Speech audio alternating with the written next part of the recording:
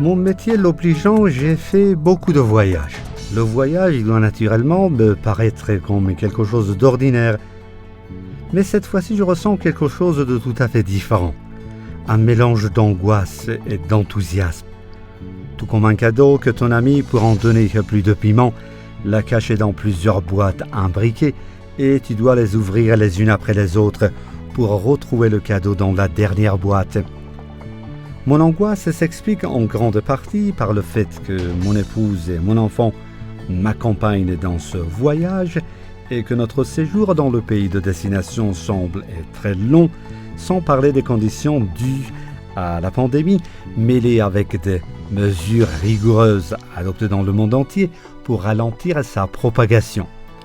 Des mesures comme l'obligation de faire le test de dépistage de la COVID-19 avant et après le vol, le confinement à l'hôtel pendant 3 jours, l'emploi de l'application Arrive-Can, le confinement de 11 jours après l'isolement obligatoire à l'hôtel et des protocoles sanitaires de ce genre ont plus que doublé les circonstances délicates de ce voyage.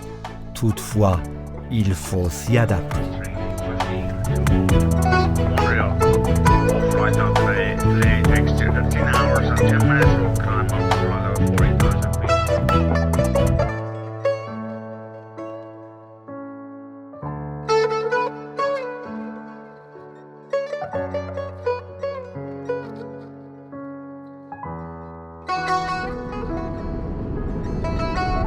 L'avion s'est envolé, l'enthousiasme des passagers s'est apaisé.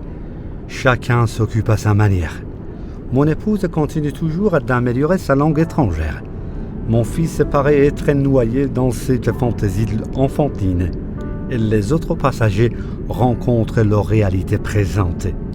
Moi-même, je ressens toujours un mélange d'angoisse et d'enthousiasme. Et je trace sur la carte les contours géographiques de ma terre natale et ensuite le parcours du vol qui reste avant d'atteindre ce nouveau territoire. 9428 km de distance et environ 15 heures de vol d'attente qui se passent à une grande vitesse.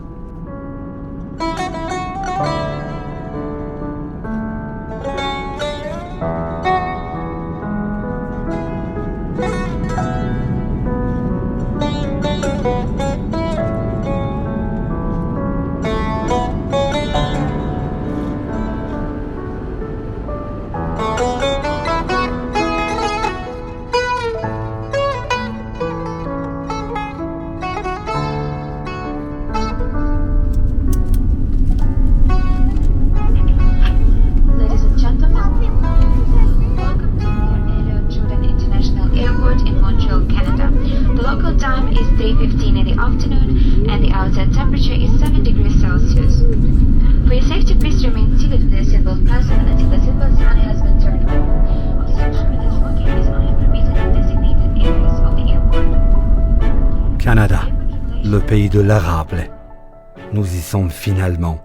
Ici, c'est l'aéroport international Pierre-Elliott Trudeau de Montréal.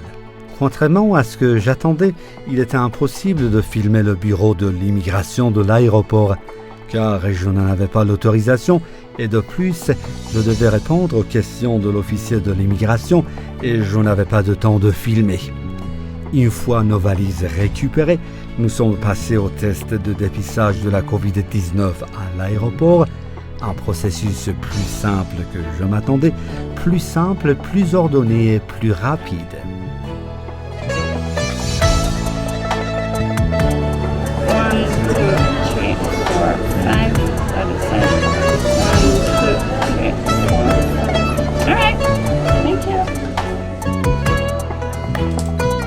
fois testés, nous nous sommes dirigés vers l'hôtel où nous devions rester confinés pendant 3 jours.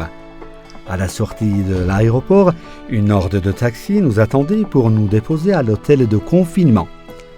Ma première expérience sur le territoire canadien était celle de la pluie printanière et de l'air relativement frais de Montréal.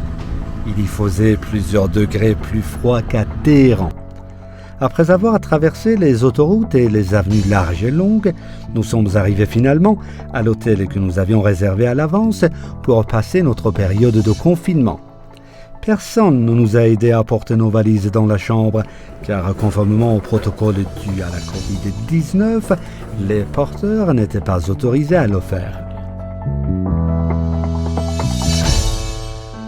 Même si le virus n'existait pas et nous n'avions pas été obligés de nous confiner, nous avions besoin de nous reposer pendant 3 jours après un voyage difficile et long. C'est pourquoi nous avons profité de cette occasion pour nous préparer à commencer une nouvelle vie.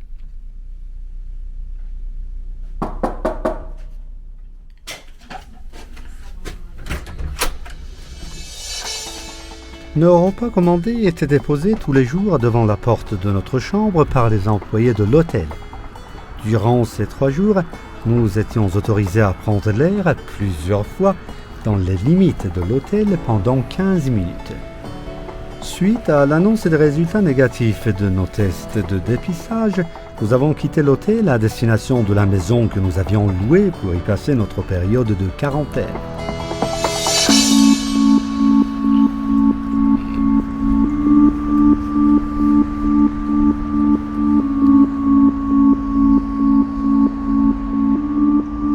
Pendant les 11 jours qui suivent, et presque à la même heure que notre atterrissage, je recevais sur mon téléphone portable un message pour envoyer notre bilan de santé via l'application AirliveCan. L'envoi de ce bilan était devenu l'une de mes missions routines pendant toute cette période.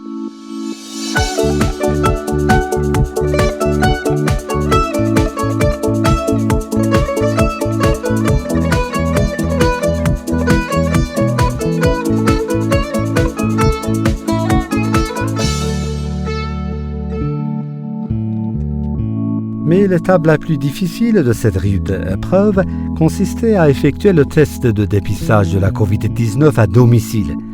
Nous avons reçu au moment où nous sortions de l'aéroport un kit de dépistage avec un guide d'usage à l'intérieur de la boîte.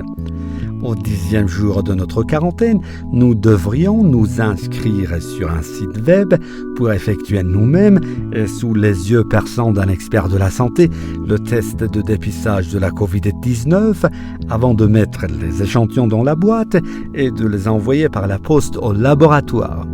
Nous avons attendu presque 5 heures à notre tour à partir du moment où nous avions accédé au site web. Mais en fin de compte, nous avons bien surmonté cette étape difficile. Ces 2 semaines, particulièrement ces derniers jours, étaient bien ennuyantes, mais ça s'est bien passé quand même.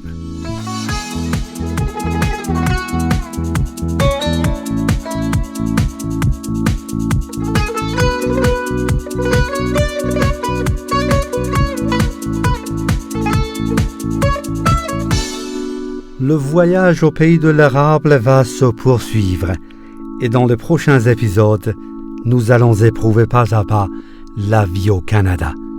Souvenez-vous bien, un bateau accosté au port reste éloigné du danger.